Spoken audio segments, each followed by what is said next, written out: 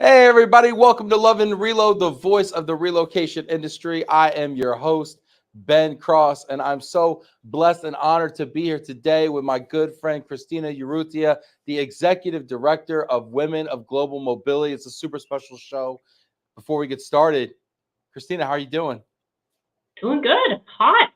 It's a hot day here in Mexico, and I'm super excited because I know I now have officially made it in the industry. I am on the Love and Reload show with my favorite host, so I've Yay. made it. Jazz hands. Yes, we're Yes. here. We made it together. And you know what? In honor of the heat in Mexico, we have decided to shut all the AC off in our building. Okay, so we are heat buddies right now in Dallas. All Man, right. So I'm yeah, glad we don't have to like the smell together, right? Like this is good. The screen is yeah. good. You got me and Adrian in the office together with no air conditioner. Could get dicey here. Adrian, shout out to Adrian. Hit that like button, Adrian. get in the comments. I want to know, I want to hear your questions for Christina about the Women of Global Mobility. We're going to be talking about CareFlex. We're going to be talking about the FEM conference coming up, the Americas conference in Dallas. Hello. Woo. We're going to talk about maybe some repatriation We pains are. that Christina might be going through firsthand. We're going to talk about how do you balance having this amazing organization that you've co-created and who's all behind it, and then how do you balance that with a career and all the things, right? So we're going to get into all that. Put your comments in here. Let's see everybody here checking in. Gabriel from sunny Real. Kansas. What's up, I Gabriel? wonder what Kansas is doing right now. I want to go to Kansas, I think they're just waving the wheat. I think they're waving the wheat right now. right? Let's go there. Gloomy but hot day in Spring, Texas in the house. What's up, Spring? Now before we get into it, you're coming to Texas. Like I'm a coming to little bit and then a Texas. lot of it. Yeah. So, I mean, I frequent Texas anyway. Like, I'm a friend of Dallas Fort Worth Airport, right? Like, I fly through there often to go see my dad in Pittsburgh or when I'm traveling for business. But I've decided to make it home. I mean, I What? didn't make this decision by myself, but like our family is going to repatriate. Like, I can't believe it's finally time. Like, we're going to repatriate. I have It's so many crazy. questions. And where in Texas are you coming to? We're going to just outside of Dallas, Fort Worth area. We're going to Keller, Texas. Keller. That's all we know right now. We picked it based off of a school area for Eli, so it's the ball is starting to roll, and it's so scary. Like I have 16 years of experience in the industry. I've always been on the service side. I know how this works, but it's mine, and It's it's my family going through it. it's It's so tough. different. It's like giving yourself a Yeah. tattoo. You could be a tattoo artist, but you start drawing on yourself. Oh, forget about it. It is a mess. And like school search, I was doing this school search and I'm there like typing in school search going on. Like we have tons of resources. Like I work at an RMC, so I have resources to check it out. And I'm like, I can't do this by myself. Where's my relocation coach? Like up and Yes. call up my team like, hey guys, I need help. But I haven't yet. Yes. I'm just trying to sort it out myself right now. Well, you have friends here that know a thing or two, okay? They can give you some objective opinions. Hey, shout out to everybody that's watching right now. We got Jillian, Janet, William, Joyce in the house here, Mike Falia in the What? house. This is great. I want to know from everybody that's watching, have you relocated since you've That's a good been question. in Relo? And if so, Probably what is go. one thing you learned that you want to share with Christina? Just We're don't gonna do it.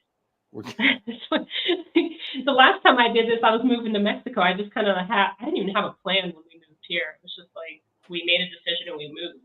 But it's different with kids, right? Like I have a kid now. I can't just I, move.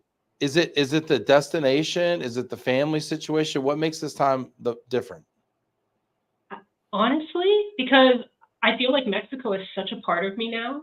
I've lived here for 7 years. You know, I had my kid here.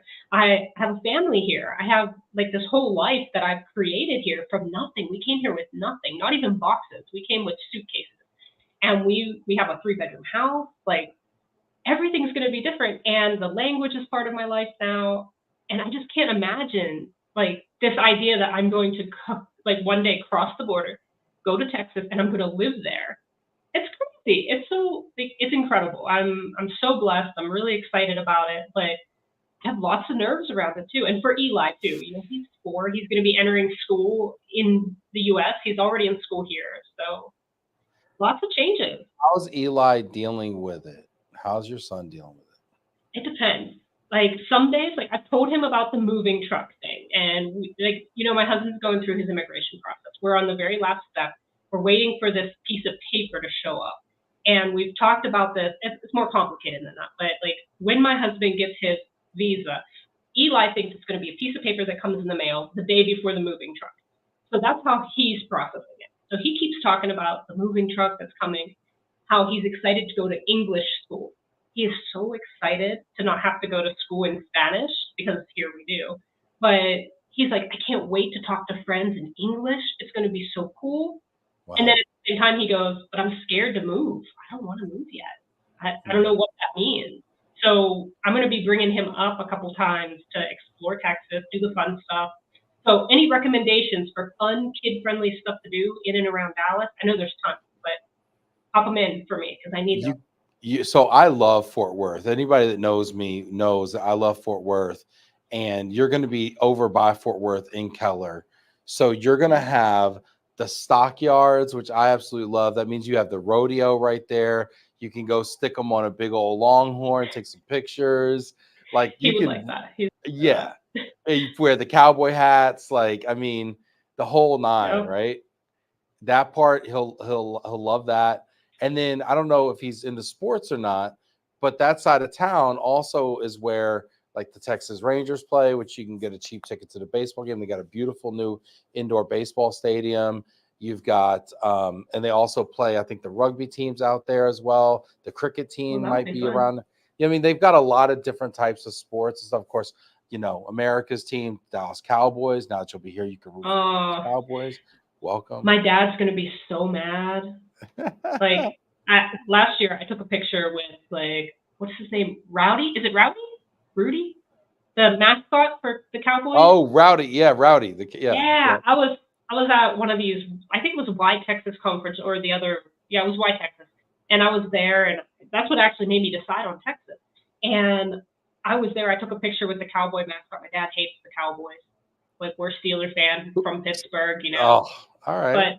But my son doesn't watch football. He doesn't care. He's into soccer right now. So as long as he can watch soccer, he'll be happy. Well, you got to come to be our guest at FC Dallas because we have season tickets to FC Dallas, the MLS team here. Cool. Come play. They also play Mexican league teams in middle of the season. There's like a little mini tournament in the middle.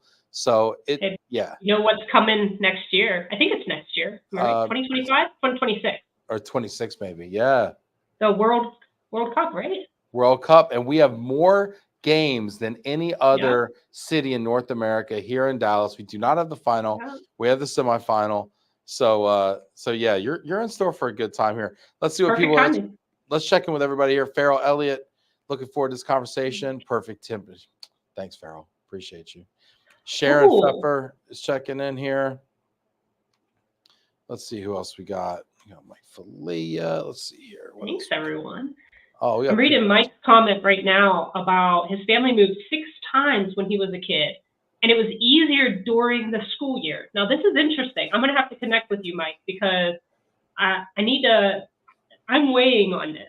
I was trying to decide, do we move mid-year and possibly disrupt the learning thing, Eli going into school, being the new kid, or do we wait and do it like, you know, start of the school year, fight with the moving vans and schedules and all that? But interesting. Yeah, that is interesting. The middle of the year. I moved when I was about 5 or 6. I moved from Texas to New York, and it was the middle of the year. You know, so I get that. Let's see here. Yeah, we got a bunch of fun. Whenever we start talking football here on the show, people just come out of the woodwork here. Sharon saying being bilingual in Texas is a huge help. Yeah, that makes sense. So how much English does your son know? Are you immersing him in the home in English and he's learning Spanish at school? How does it work? So up until August, Eli was monolingual. He only knew English. We speak English all day at home. And when he started school is when he went to Spanish. And we had 3 months where I really felt like I was torturing the poor kid. He had no idea what was going on. The teachers were talking to him in Spanish the whole day, and he's just like, what do I do? And he would just cry and scream. I felt so bad. But now, little kid's running around. He speaks both equally well, I would say. And it only took a couple months. Only a couple months, and he's bilingual. Took me 7 years, and I still can't speak the darn language.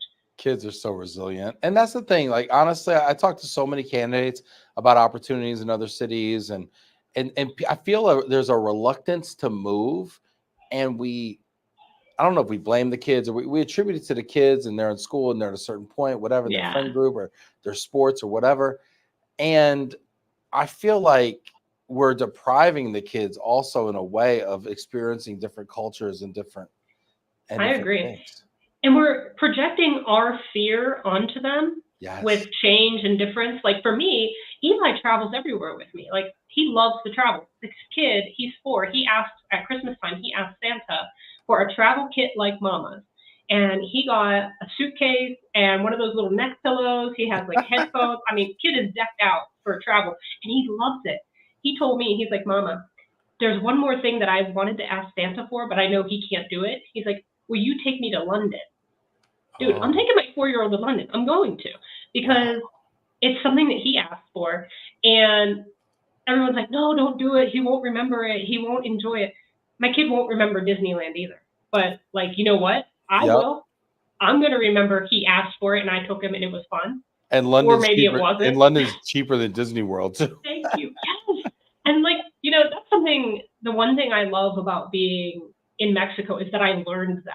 I would have never learned that if I didn't leave my country, because I was under the impression that everywhere else in the world was super expensive. It's not.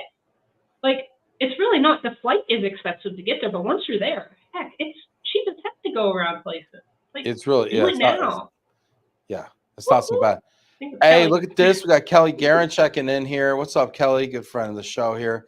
Let's get into the co-founder. Let's talk about that. So the Women of Global Mobility, I see y'all everywhere, the posts, the events. It's such a vibrant organization. How did it start? Well, it started about, this is 2024. It started about 2 years ago, in February of 2022. And the origin story of Women of Global Mobility is actually pretty darn sad. It started because my mom had just been diagnosed with pancreatic cancer. And I was searching for anybody and everybody who could replace that chief cheer officer role. So I was hired. I knew my mom was going to die, as grim and horrible as it is. But I was like, look, my mom is my chief cheer officer. Who is going to replace her? And I knew it wasn't going to be one person, right? It's my mom. It wasn't going to be 2 people. It literally had to be the 2,000 plus people that are in the group now. It had to be every single one of them. And I can honestly say I didn't need therapy. I didn't need time away from work, nothing. When my mom passed, I was surrounded by so many loving comments and people. It was just natural. It just felt like my mom was right there the whole time. She lived on in all of the things that we talk about and that we do. It was great. So that's where it started. And what originally started out as a small group of 5 or 6 of us, it grew to 10 to 15 to 20. I mean, we just kept growing. And now I think it's like 2,000 plus people who follow us. We're working on figuring out membership because we have a lot of followers and lovers and all that great stuff, but we don't have a way to count who's actually like wants to be in the membership role. And it's free to join. It's like, but we need to keep track of it, right? Because we want to be able to communicate and invite people to come out and have these great events. Yeah. Hit that like button, everybody that's watching right now. Get in the comments. I want to hear your thoughts. Christina, that's a touching story. I remember when you were going through this with your mom and you were putting it out there, you know, and honestly, it was an inspiration for me. I haven't lost someone that close to me yet. I know that's inevitable one day. And to watch your strength as you went through that, and your authenticity, your transparency, your good days, your bad days. I really appreciate you sharing that with us. Thank you. You know, I didn't know what else to do because it was such a big blow to our family. You know, to lose your mom is something terrible. I'm still pretty young. I lost my mom. I was only 39 when she passed. So the Wow. fact that I was still in my late 30s, my biological father's already gone. He was gone in my early 20s. So like I Wow. really am picking up the torch, right? Like I have my stepdad who is just as much of a dad as anyone could be, but picking up that torch and knowing that it's now me and my mom, like I inherited my dad, my stepdad, right? Like I Mm. inherited him. I have three boys. I have my dad, I have my husband, and I have my kid. So like I have my three boys, and I'm like, some days I'm sitting here and I'm like, man, this is a day. I told you earlier before the show, like my husband and my son are downstairs coughing and sneezing all over each other. They got I don't know what, it's not COVID, but like it's I inherited all three. My dad just retired last week. So I'm in like that sandwich generation, like how do I keep my dad occupied and busy? My son occupied and busy, and my husband, he still needs time too. I'm like, when's there time for me? That's a really good question, It's because you're doing a crazy. lot yourself, right? And we Yeah, talk about a little that. bit. We talk about the expectations of women, to not only have careers, but to also be homemakers, to also be mothers, to also be Yeah. wives, to now be caregivers for older generations. Yeah. Is that? I mean, is that fair? I mean, I don't know if fair is the right question, but what are your I thoughts on wouldn't change it for anything.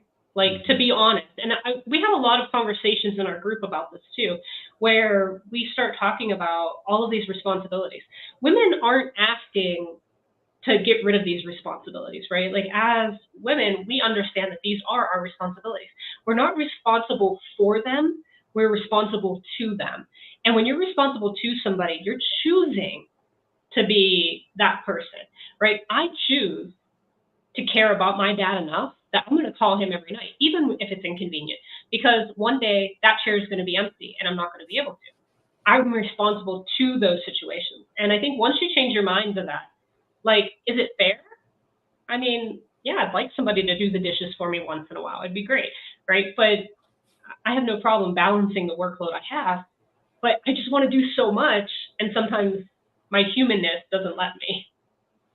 Yeah.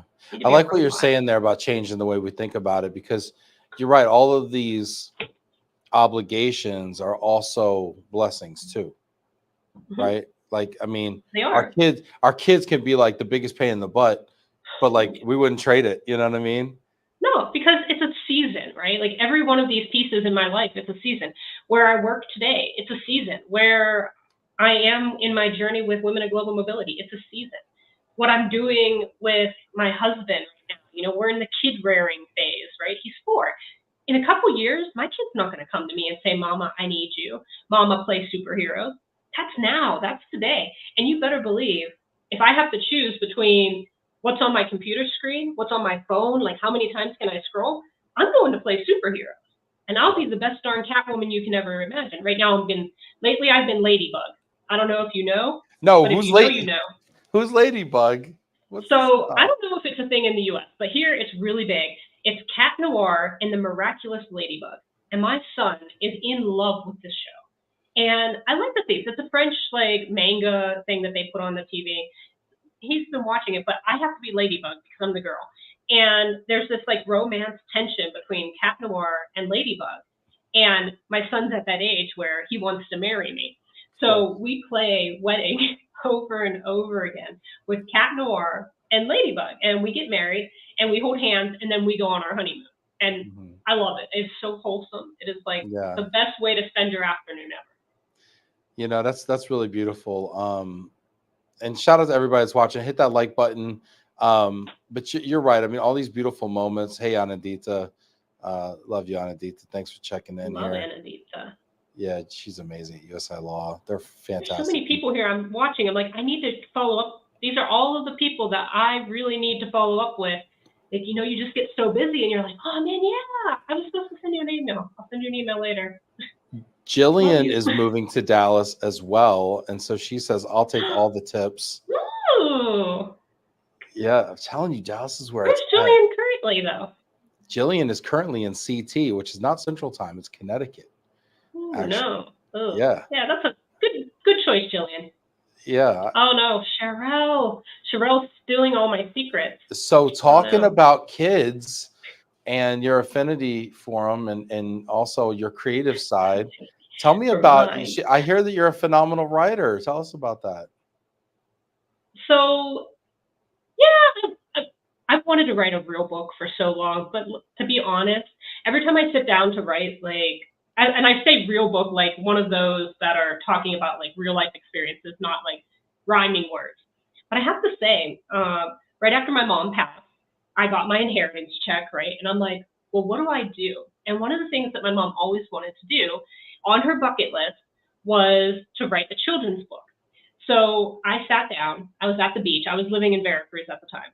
And I went out to the beach one morning. I was just like tears. It was like a couple weeks after she had passed. I was just starting to process it. And I sat there with my phone and it just came to me. And I wrote an entire little children's book, 30 pages of rhyming paragraphs. And it became my thing for my mom. The same day I sent it off to an illustrator, got it illustrated, came back, and now I have a book. It's on Amazon. It's called A Visit to Nana. It's available in English, obviously, and in Spanish because Eli is bilingual. And it's his journey and the questions that he asked me about my mom and where did she go. So it starts off like, I miss my Nana. Where did she go? Mama said she went to heaven, but I need to know. And then it continues on his whole journey of trying to figure out how he could get from earth to heaven to be with my mom. And then deciding at the end that the best way was just to see her in his dreams. I got through without crying. That's a big deal. You gave it to me. No, Adam, can we put the link to that? Can somebody put the link to that in the LinkedIn so people can go to Amazon and check that book out and purchase a copy? Look at Sherelle. Yeah. Sherelle's got me. She knows. Yeah. Please put that in the LinkedIn, everybody. This is great. Non says watch party at USI Law. You guys are on our big screen. Look at this. It's like the Super Bowl of global mobility here. I was super disappointed to not be able to join whenever you were with Nan and them over there. I was traveling. Go figure. Well, we will be back. We're actually doing another immigration and global mobility symposium at USI Law's headquarters. They have the most gorgeous headquarters in Bethesda, Maryland. I'm going to put a quick plug in for it. We invite a ton of corporate folks. We have people from, speaking from Amazon, from different corporations. We've got some politicians that are interested in actually speaking about the impact of immigration, in our communities. And it's just incredible stuff. So I highly recommend, if people are in the DC area and they can join next Tuesday, the 22nd, 23rd. Please do reach out to Nan, reach out to myself, and we'll make it happen. This is our second one, so we'll hopefully do another one as well. So I highly recommend it. Jack Jampel. Hey, Jack. Welcome back from vacation, Jack. Where did Jack go? What's Jack up to these days? Jack was running around Florida. Oh, gosh. I think that's where he said he went. There's Jorge in Miami. There you go. Monica's loving Ladybug. Oh, yeah. Me and Monica have stuff to talk about now. We have a meeting. There you go. So thanks, Cheryl. There you go. So 23rd is the date of the symposium next week, April 23rd. Cool. So I'll miss it, but I'll be in Vegas. Well, you won't really miss it that much, will you? Well, I mean, same idea though. I'm speaking. I'm not going for just fun. So tell us what you're speaking about next week in Vegas. Excuse my sore throat. Like I said, I'm getting over my cold. It's going to make you talk for an hour now. It's all right. It's fine. I like to talk a lot, especially when it's in English. So, I'll be speaking on the employee duty of care for employee relocation. So talking about like care flex instead of core flex, and kind of shifting that mindset into doing more. So the quick tell us about care flex. Yeah, tell us about care flex. So it's talked about a lot. Like I've seen it thrown around. There's a lot of companies right now throwing around this care flex term, but I took a different approach to it, like for the presentation that I'm doing. Are you familiar with Maslow's hierarchy? Right? Yes. Like you have Maslow hierarchy of needs. Yeah. Yeah. Right. It's like So you start at the food, basic, right? shelter. Yeah. Yeah. Okay, so that's what I'm like. Think about this as a relocation person, right? Like you're relocating. Your basic needs are met, right? Like your physical needs, sleep, et cetera, et cetera. Then you pile on the next one is safety needs. We cover that. As relocation professionals, we're helping our employees feel safe, secure, and we give them shelter, we give them their household goods back. Like you get all this stuff, right, to feel good. And then what do? We say adios, right? And that's it. Good luck. Maybe if they're lucky, they get some DSP in there to make them feel like they sort of know the area. But then language, cultural, belonging, anything that would make you fit into your community, 72% of failed assignments happen because the spouse is unhappy. I have a great story about that because when we moved to Mexico, my husband didn't want to move. He's from here and he didn't want to move here. And this was the only way. We made the decision as a family, but it was my decision. And my husband and I, for the first year and a half, we fought. I mean, we fought tooth and nail, and there was no way out of it. We were in this our own assignment, right? We chose to do this. But Right. the amount of back and forth that we spent fighting about being here in Mexico, it was horrible on our marriage. And then added in a child to that, living abroad with a child, the impacts were crazy. And we didn't have an assignment case manager that I could quickly reach out to and say, hey, my wife's unhappy, my husband's unhappy. So my proposal was that we need to elevate up that hierarchy, get past the two basic needs, move into supporting belonging with companies like Lynn Greenberg's Pivot, bringing in the Permits Foundation, all of these companies that are existing today to make it a better experience for the employee at minimal cost. When you look at it, I think there was a Deloitte study that said for every, I'm going to get it wrong. I should know this. Yeah, no, nobody will check you. Just go for it. They will, because they should. They should. If they're a corporate and they're listening today, they should check it. Because it was for every $1 spent, the ROI on an employee who is happy and supported and like taken care of in their well-being, Yep. the ROI was 500%. $5 for $1 spent. Really? Yeah. It was really, really like, and it just made me think like the missed opportunities, that little bit of money that you're paying for that extra day of settling in service, or that extra charge that you're going to pay for an app that will support your employee and their family. If you reduce that 72% of families who are struggling, you have a profitable assignment. Like it's amazing. It's just amazing the stuff that you can do by elevating the care.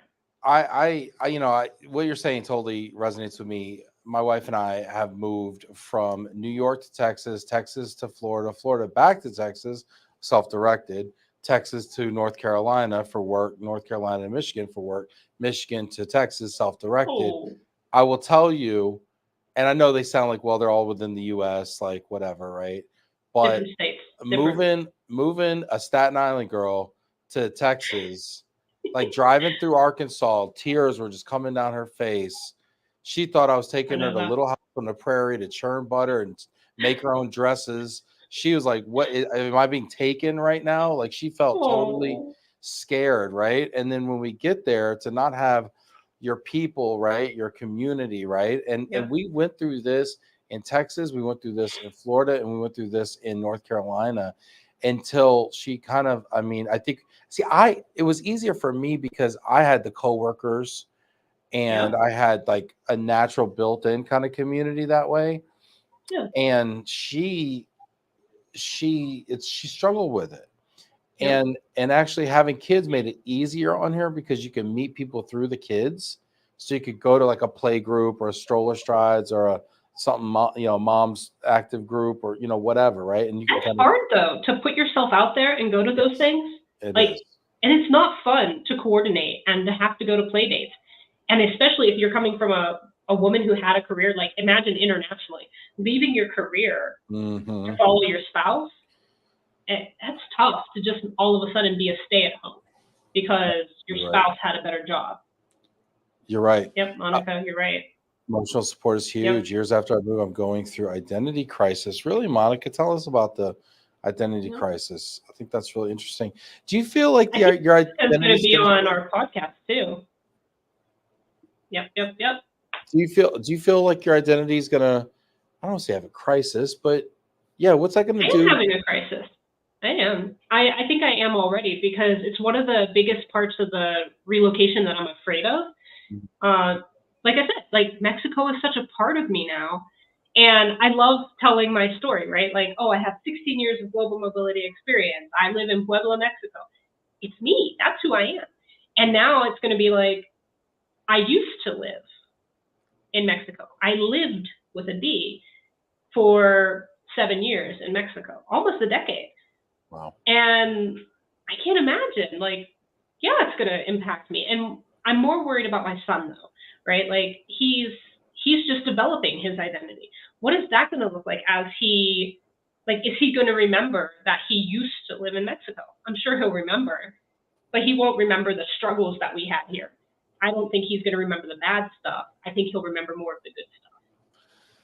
You know, it's interesting. Our producer, Adam, he left Mexico at a young age. Adam, I'd love to hear your thoughts in the comments about what you think about that heritage and identity and national identity, you know.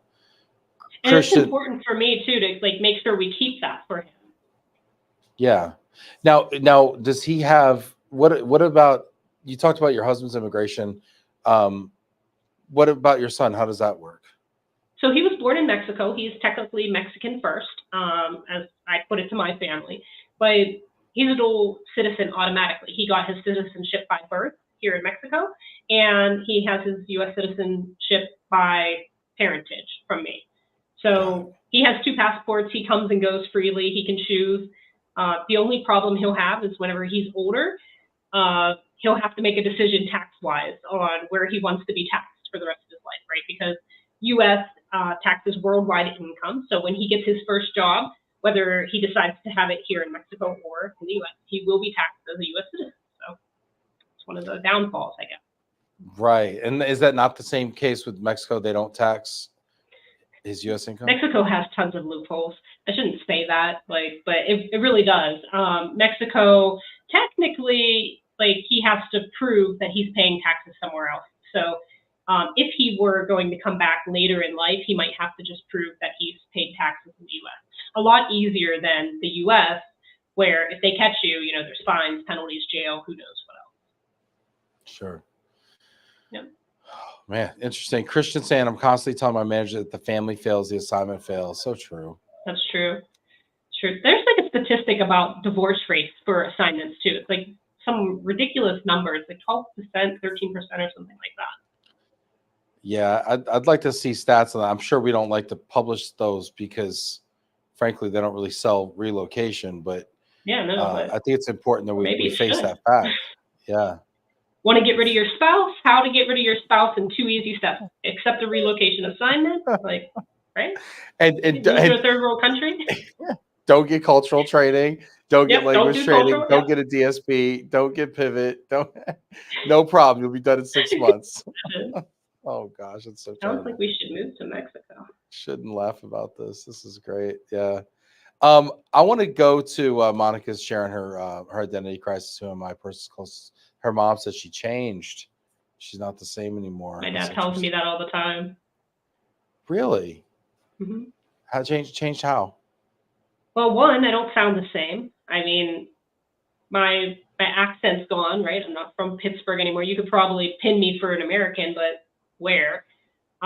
He says that I act differently.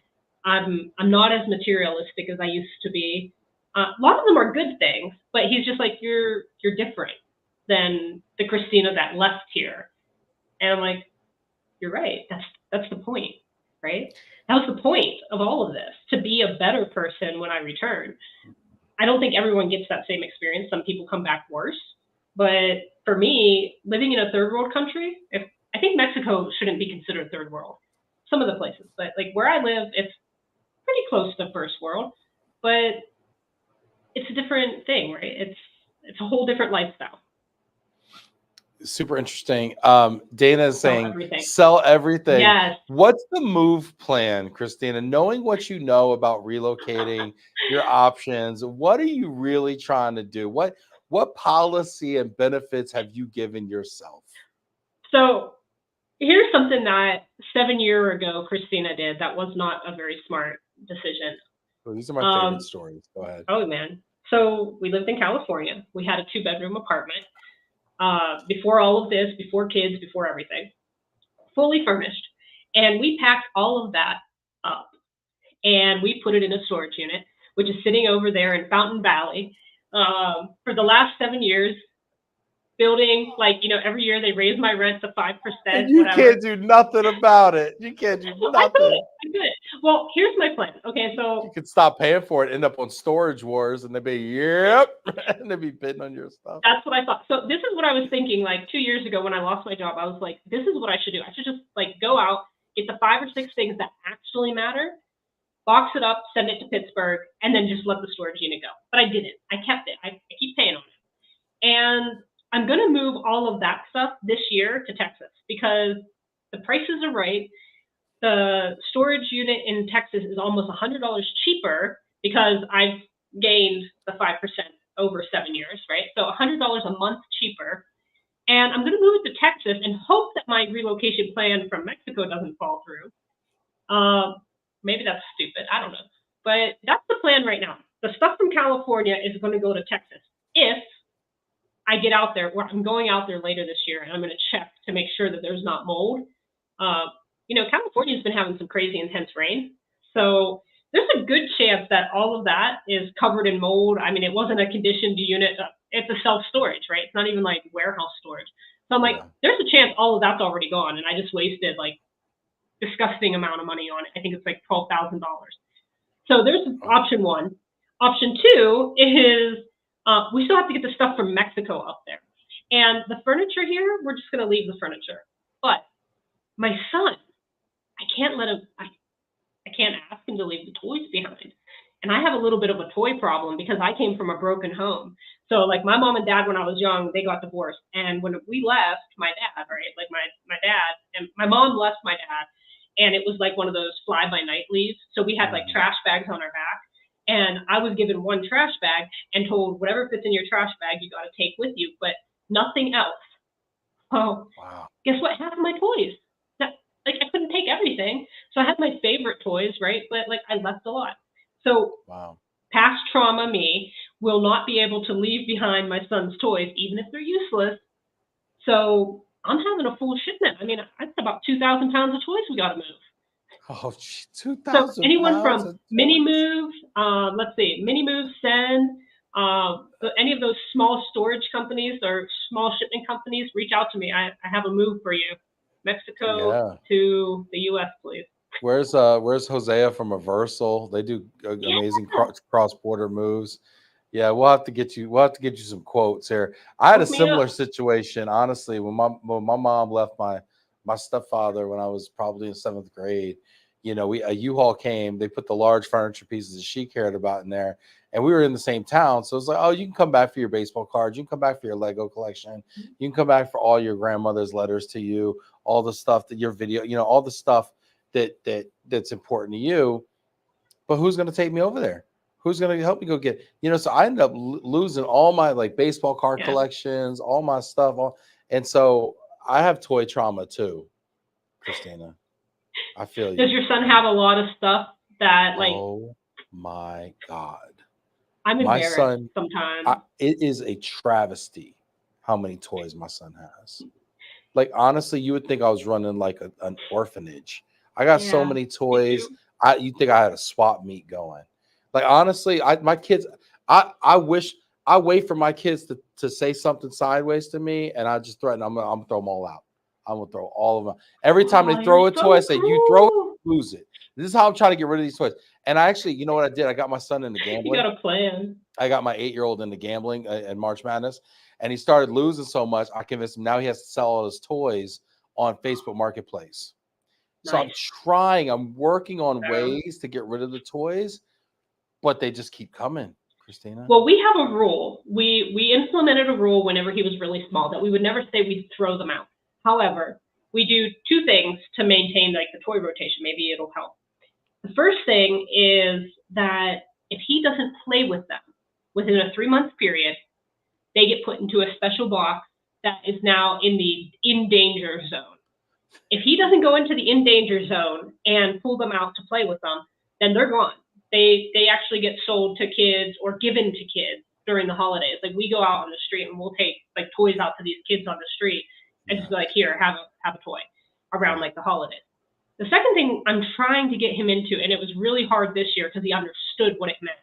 Last year it was easy, but this year we told him, in order for Santa to bring you toys, there's like the Santa sack, right? So we told him, Santa leaves this sack with your elf. We have that little elf on the shelf guy. And in order for Santa to fill the sack, you have to fill the sack first.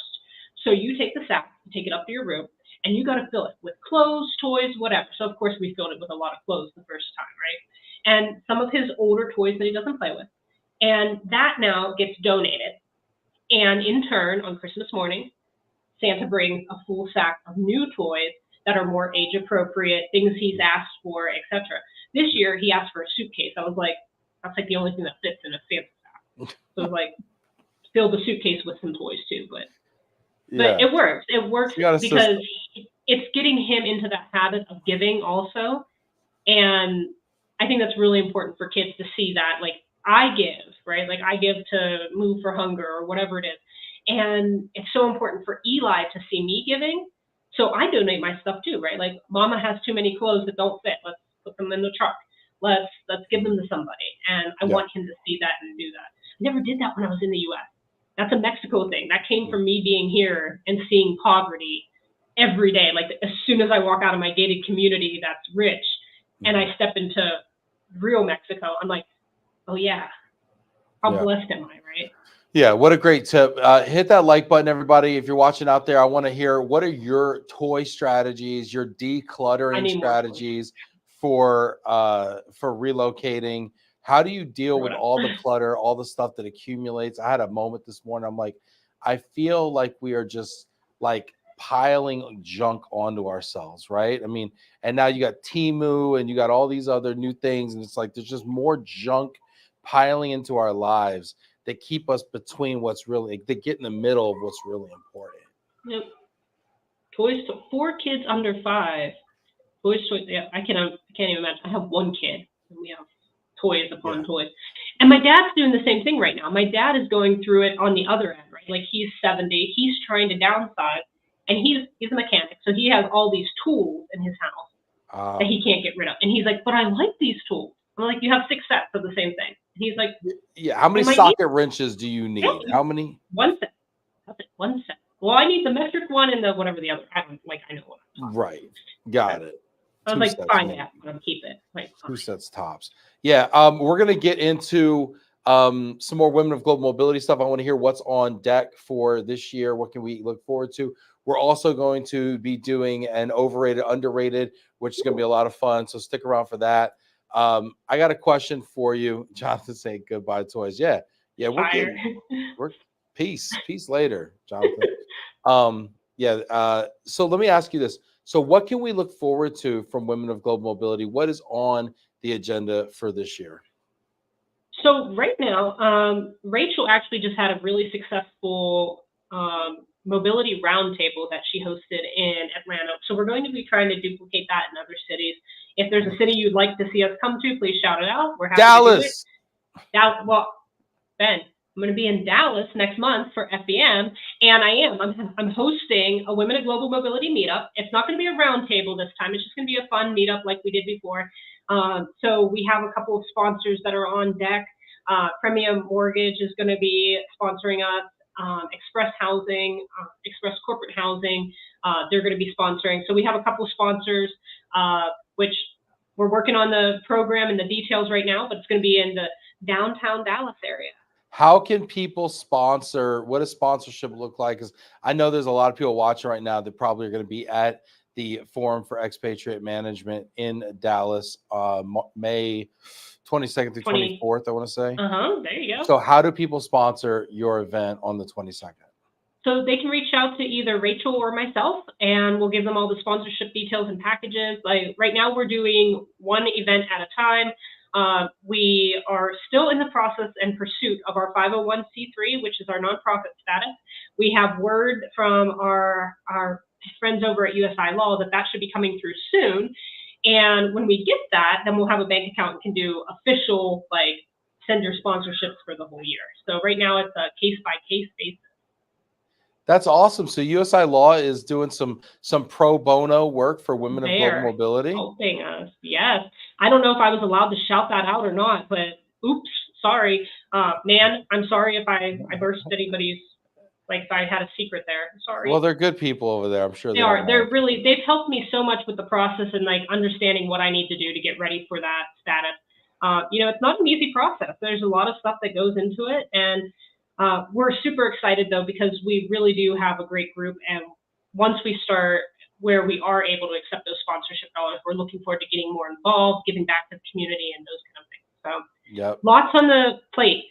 We will be doing something alongside of the time that ERC is going to be in Maryland, right? It's not DC this time. It's technically across the river. National Harbor, Maryland, DC area, the Gaylord. There, right? So we'll be doing something at that time. We're just starting to do that planning. And we just actually had last week our first corporate advisory board put together. And we had a group of corporates helping us decide on the content and helping us to steer the committee where we're going to go and what the content's going to look like for this year. So super exciting stuff. We have lots of stuff going on. And then, of course, there's me at the helm trying to balance these two things, which has been, it's a challenge. That's why it's taken so long sometimes. Well, and shout out to all the people helping you out too, because I know you have a team of women helping you out, creating all this stuff too. So everyone's doing a great job. I was told by Jillian Guzda actually on our team that she wants to sponsor the event before FEM. Be awesome. So Jillian's asked me to actually take that out of her commission check actually, which is super nice of Jillian to do that. So we're just we'll figure it out. I don't know exactly where it's coming from, but we'll figure it out. We'll take Jillian's like, wait, what then? Yeah. Don't worry, Jill. It's all good. She's like, totally what? We'll we'll put us down for a sponsorship for that event. We're excited about it. Awesome. All kidding aside, Como wants to sponsor that. I think we're gonna also do a party that evening as well, afterwards. So it'll be a nice little 1-2 punch. Like, wait, the after party? I'm all about the after parties. Yeah, you know how it is. We always do the late one. So we're gonna be doing some of that. So I gotta ask you though, as someone who, did something entrepreneurial, like launched something, while I was, working a day job and had a purpose, right? I wanted to do this Love and Relo thing. How do you balance that with having a job? Because you have a job, you work at GMS. Are they supportive of that? Like, how do you balance it all? The truth is that I'm probably not balancing as good as I should, in my opinion, because there's so much that I feel that I owe to the community of women in global mobility. And I don't feel like I'm always the best leader of that. I don't know how to lead something this big, right? It started out so small and it was easy, like this little idea. And as it's gotten bigger, it's like there's a lot of responsibility in that. Mm-hmm. So it's a lot of late nights whenever I can't sleep, after I put my son to bed, after I've done all the other stuff. Like, I spend a lot of time like thinking, where does this go and who can I put on board to help me?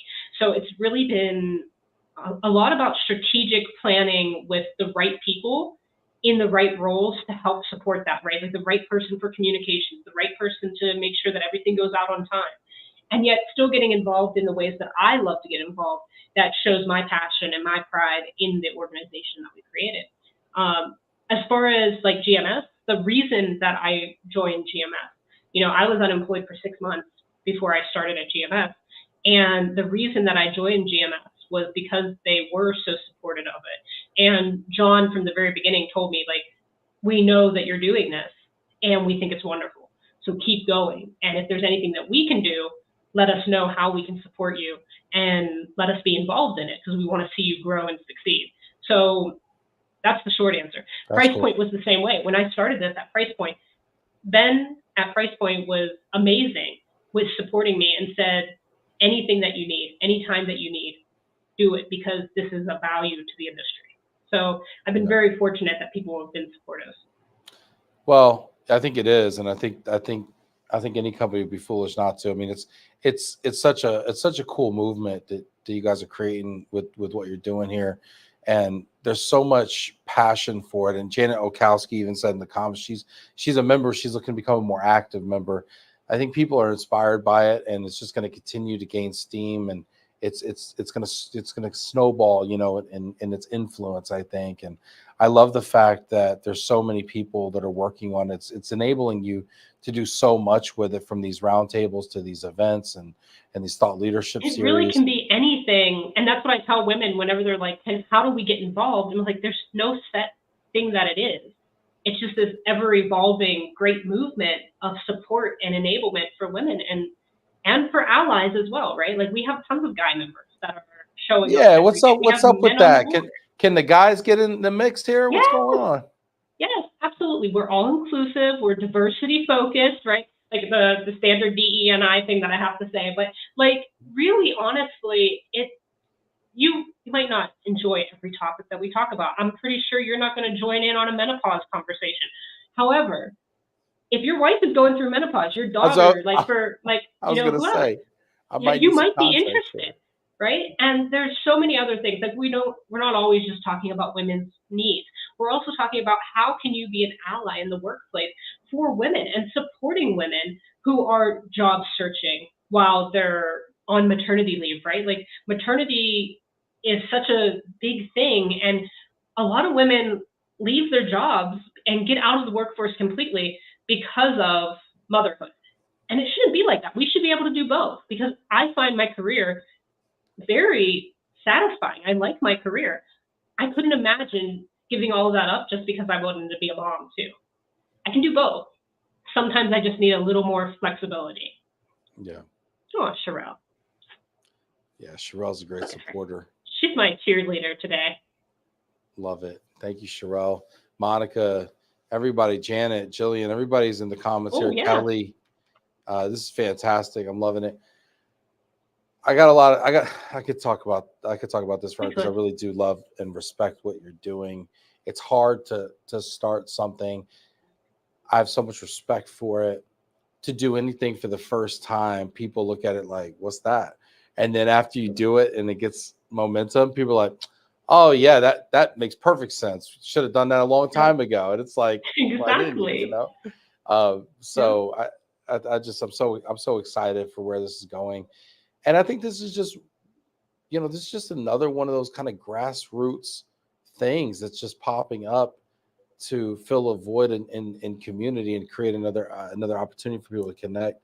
I think it's very similar to what we did with Love and Relo, and I hope to see more people go out and create things to fill honestly to solve something for themselves first, and then if other people want to jump onto it, like that's where it starts, right? It starts with that need that you feel the void, because chances are, if you're feeling that void, other people are too. You just got to find the people, and that's where you find your village, right? You find community, you find ways to interact with each other, and it just feels so good when you know that when you're having a bad day. I had a bad day last week, and I put it out on LinkedIn. I was like, guys, like I am so low. I spent the whole day weeping, like for no reason. I was just low. And the amount of support and love that I got from the group and the communities that I am a part of, not just Women of Global Mobility, but everyone. They were like, Christina, is there anything I can do for you? WhatsApp was going off like all hours of the night. My husband's like, what is going on? I was like, I was feeling sad. I needed to reach out to my group. And that's what everyone was. Oh, Melissa, hi. Yeah. She was very nervous, but look at that, like doing firsts with people. Yeah. You'll always be so cool, like to be a part of that, right? And to be a part of these women's stories, or just to be a part of anything. It just feels good to give back now. I'm at that stage in my career where I've done it all. Like, maybe not everything, but like, I'm good where I am in my career. I don't want to go up the ladder more. I'm good where I'm at, and I'm just like, I just want to give back to the community and be a part of it. Well, when we stop focusing on going like up, up, up all the time, Yeah. we can look around and like be like, how can I enjoy this? How can I be more of service? How can I kind of go broad at this level? Yep. And I think that's pretty cool. Let's play a game. You want to play a game, Christina? I love games. All right, cool. I'm excited about this game. All right, we're going to play a game called Overrated, Underrated.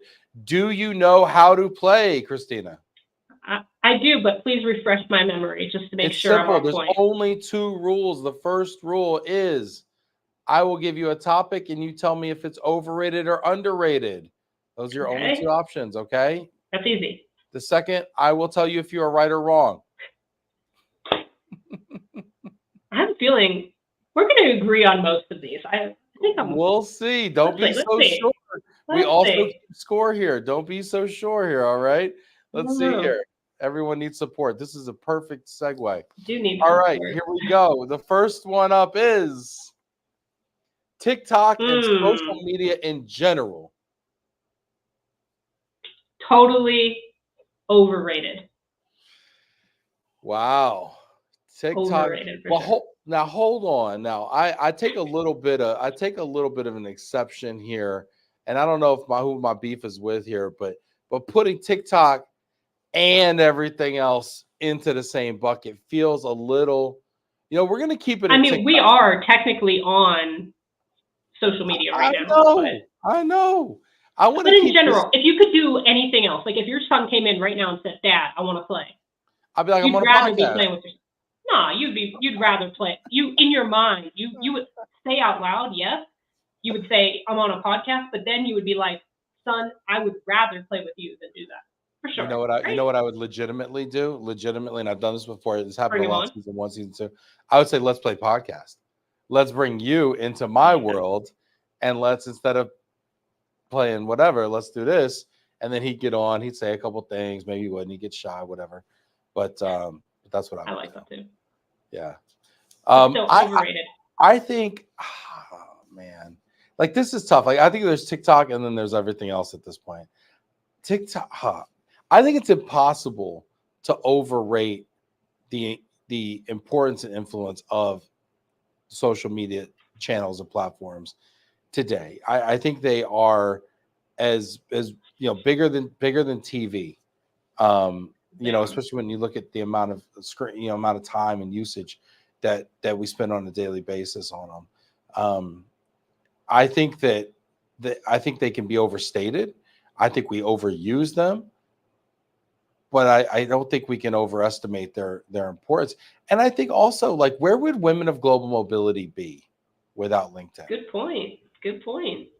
Probably nowhere. I think there's a lot of trash out there on the internet that messes with our brains and like gives us the wrong, like, for everything from body image to like who we're supposed to be as parents to who we're supposed to be like from a career standpoint. Like there's a whole lot of negative stuff out there. But where would Love and Relo wouldn't exist? Women of Global Mobility wouldn't exist. Like, I don't know. The only time we'd see each other would be at ERC. I remember a time when my boss, when I first started in this industry, thought I was nuts for doing calls on Zoom, like sales calls on Zoom. And they were like, that's never going to work. No one will ever answer your Zoom call. You set a Zoom meeting with them? Yeah, I did. And they took it. And it was fun. Like, what year was this? What year was this? Like 2013, 2014? Early. Yeah. You know what? Yeah. I feel you. Mine was a go-to meeting. I used to do go-to meetings with everybody. So instead of a conference call, I would do a go-to meeting, and it would kind of trip people out a little bit. But I was big on it. Yeah. I thought it was cool because I was like, no one else is doing it, and I don't have to travel to do it. Because I was trying to like cut that travel time down. I was like, I don't want to be away all the time. Like, what can I do to make my travel less and get more sales? I was like, Zoom. That's what I'm going to do. And now it's like standard. We're all on Zoom. Yeah. Now it's like somebody has a call with you and you're like, oh, I don't see the link. Where's the link? You want me to just call you? You want me to talk to you like this? Like, hey. I did that the other day. I was like, why is my phone ringing? I had it on my calendar, and it was like a Teams meeting because I put it in my calendar. And then I looked, and I'm like, oh, this person's going to call me? And like, oh, okay, well, Yeah, interesting. I can't do it without the video. Yeah, this one's a tough one for me, Christina. I feel where you're coming from. I get it. I don't know. I don't know if I agree with it. I wish it was You don't agree? overrated. I don't agree. I think you know what? I hate to do it. I feel like we was going everything was going so well. But you know We were what? having a You're good 0 time. for 1. You're 0 for 1. I'm taking a stance, Okay, okay? Taking a all stance. right, fine. All right, number 2. What's Then next? one. Resort vacations and cruises. I don't want anyone to hate me for this, but I think they're overrated. How do you even enjoy yourself at a resort? Like, it's especially if you're going to another country. Like, you are going to leave your country and go and pay American dollars at an Americanized resort to spend time speaking in English instead of 2 minutes outside of that resort down the little crooked road. You got yourself a village with like real people that you could practice a new language. You could get cultural. Like, there's so much. I mean, yeah, there's violence too. Don't get me wrong, but like, Yeah, there's live a violence. little, go out and get mugged. What happened to Care Flex? Like, where's the duty of care at? Right? Like, just go out and go get mugged in the street somewhere. Live a little, have a little fun. I think I they're think you, overrated. I think you bring up a great point, right? It's like if you want to go do that, why not just do a staycation and stay at the Hilton downtown or something? Like order some room service or something. And like cruises, I don't get it. You take a boat out into the middle of the ocean. Like, that's it. Like, there's nothing else. Like, I'd rather be Because on an island and go snorkeling. because we're soft, Christina. Why? Okay, we're a bunch of soft Americans, and we want some sort of like insulated experience. It's curated and Going like to in the a zoo, bubble. right? Yeah, we go to zoos. We don't go to safaris. We go to zoos I go because to we're safari. soft. Like, that makes sense. We're soft. You know That's what? funny. That's actually a good comparison. You've redeemed yourself here. We're 1-1. You are correct. Resort vacations are overrated. I don't know how I would ever get my wife to go down the crooked road though, especially with get mugged, whatever. Like just carry less cash. Fine. It's totally no big deal. It's just cash. Oh my gosh. Let's get this. Monica says totally. I'm not sitting by the pool at a resort. No. If there's an ocean, I'm in the ocean. I'm not. I'll take my chances. Get my leg bit off by a shark. Come on, that's a great story to take resorts home. have beaches though too. Yeah, but they have like the perfectly manicured sand and the cute little. Like, come on. Sounds lovely. All right. No. You know, I remember I was in the Bahamas and I was trying to I read some local guys totally conned me out of like some money, and yeah, I mean it's a story. You got a story. Exactly. I don't tell stories about the wonderfully curated resort, pina colada that was brought to me poolside. I tell stories about the guys on the beach that conned me out of some money, So yeah, Yep, right. exactly. There you go. All right, next. Starbucks coffee, overrated or underrated? Overrated again. I'm just not a fan. Like, it's fine, but it's overpriced. It's not only overrated, it's overpriced. And the amount of time that I stand in line for that Starbucks coffee, and I still have to do most of the work. I still gotta add my cream and sugar and I'm not talking about the lattes now. Like, let's be fair. Like, the lattes that come pre-prepared correctly and my name spelled correctly, I'm great. But I'm not gonna spend my own money on Starbucks. So Starbucks is okay if you spend the extra $3 to get your name written on it and the cream and sugar it properly. But when you just get that Pikes Peak blend, oh, forget about it. You're just paying. Yeah, or like the blonde. I like the blonde blend, but I'm like, I can't do the blonde blend. Yeah, Janet agrees on the Starbucks. This is tough. I'm open-minded, but you can't just tell me stop drinking Starbucks without telling me I should be having what? Oh, that's hard because there's so many good coffees. For me, I'd rather do it at home. But if I had to, now here's another thing that points to me being Northeastern. I prefer Dunkin'. Oh, I knew you were going to say that. I knew you were going to say that. I do. That's it. You're canceled. Get out of here. That is it. Dunkin' Donuts is the most overrated, except for the No. commercial with Ben Affleck and Matt Damon. Dunkin' Donuts can take a long walk off a short pier into the Boston Harbor. All right, Dunkin' is get out of my town with that. Are you Oh, kidding me? Dunkin's come on. burnt. Starbucks has like Oh, lemon cake, and yeah. they don't have donuts. How I'll can take you the argue lemon cake coffee with a over donut? the donuts there. Listen, you about to come to Texas, first of all. So your Oh, donut game has got to go to a whole new stratosphere. All right. where am I getting my donuts? We got the best cheap donuts in the country here. I say cheap donuts. I'm not talking about that voodoo donuts. I'm not talking about those bougie West Coast donuts at No, no, no. Portland, that More like a donut. LA. Cake I'm donut with talking about, frosting. yeah, Shipley's donuts. I'm talking about that real deal, You're or gonna the have to little school me independent while I'm in spots. Dallas. Oh, You're don't gonna even have to worry show about it. me. Don't even worry about it. Yeah, I got you. We got some votes for Wawa hazelnut coffee. I do like hazelnut, not gonna lie. We got some Starbucks all the way. Monica says Hmm. it's not Christmas Huh? without where's it? Oh, and look at Peppermint this mocha. peppermint Shipley's. mocha. Shipley's, yes, Shipley's is that jam. So okay, um, I I'll take. Listen, I prefer my Bustelo at home to Starbucks. But I like the fact that I can go into Starbucks. It's the same every time. And in my opinion, it's above it. I mean, I grew up on gas station coffee. I grew up on that on like Folgers or Folgers Yeah, Folgers chock full of original. nuts. Yeah, but Yes. that's no bueno though. Like I don't feel Oh that. Like bueno. Mm. Well, remember, I'm living in Mexico, so we do cafe de ollo. So it's like a special, like Mexican style coffee that has cinnamon in it, and it's cooked on the stove in a ceramic, like clay pot, and there's all sorts of goodness in that clay pot that's never been washed. Like, yeah, I don't know. I don't think I've ever had coffee like that anywhere else. So okay, I'm is it kind of like a those little metal ones that like are shaped like a It's made out of hourglass? clay. It's literally like clay, like that red clay, and Terrifying. they just throw it on the stove and keep adding stuff, and like they never clean it. Well, my mother-in-law, maybe I shouldn't say this. My mother-in-law never cleans hers, but it tastes great. It has a little bit extra at the bottom if you scrape it. Yeah, that's good. That's that gradu. Yeah, no Yeah. worries. All right, the Starbucks coffee. I don't know, Christina. I love you. I don't love the picks. Okay. Okay. Um. Okay. Yeah. Yeah. Yeah. So I'm gonna go. We'll say 1 for 2. We're 1 for 2. All right. Next one up here. This is fun though. Board games, family game night. Totally underrated. God More bless people you should be guys. doing it. Turn off the TV. Go get yourself one of those horrible hungry hippo games. Slam the heck out of it, like the pie in the face game. Love that freaking game. All right. You know Mousetrap. what? You're Oh, right. You're spot on here. And I think it also plays well. And I think young people are doing this now.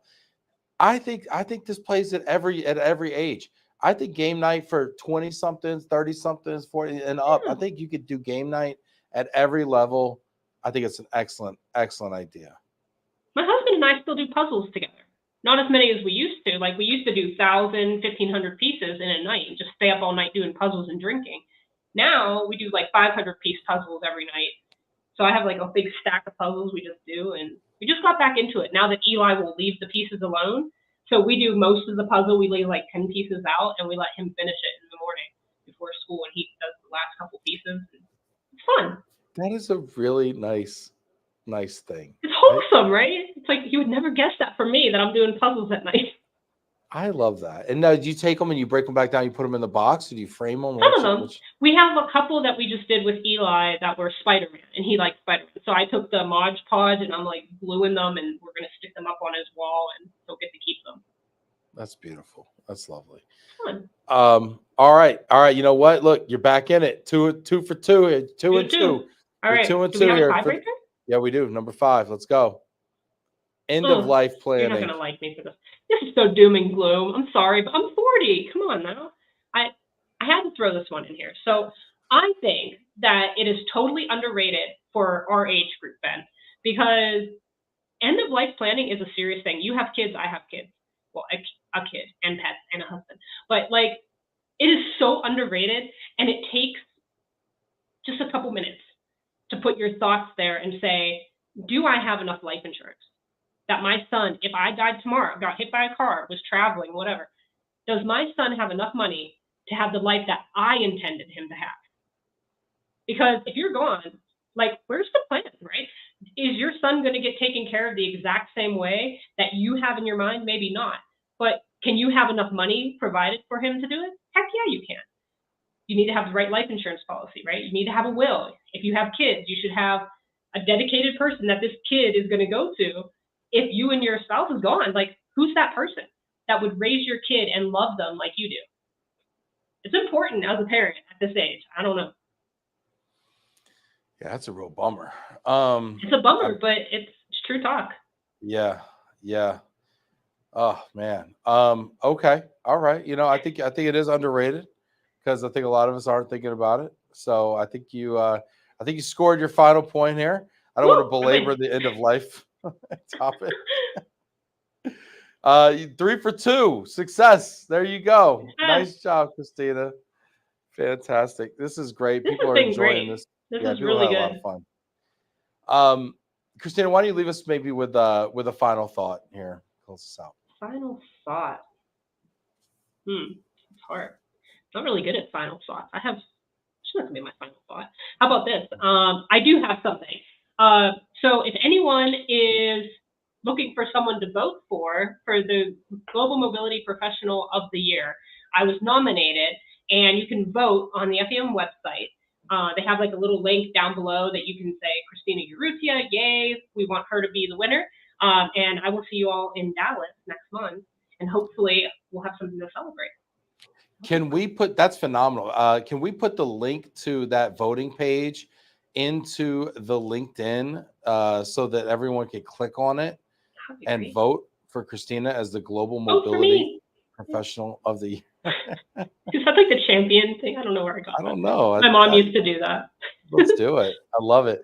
All right, get out and vote for Christina Urrutia, the Executive Director of the Women of Global Mobility, for Global Mobility Professional of the Year. This has been a lot of fun, Christina. Thank you for being here. Fun. Thank you. Thank you for having me. I told you, I feel like I finally made it. Well, I feel great having you here. Yes, and now you've done your end of life planning.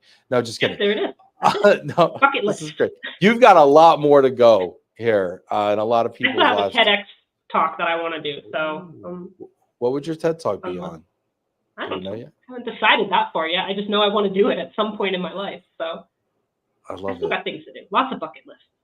I would like to do TED Talks just for our industry, just like a series of talks once a year, maybe, and just, yeah, it's not easy, but it's. Share your idea. I mean, nah, you know what? If somebody wants to steal it, do it for me. I'm busy. I've got enough on my plate. So anyway, all right, everybody, sounds great. We will see you next week. Thanks, everybody. Take care.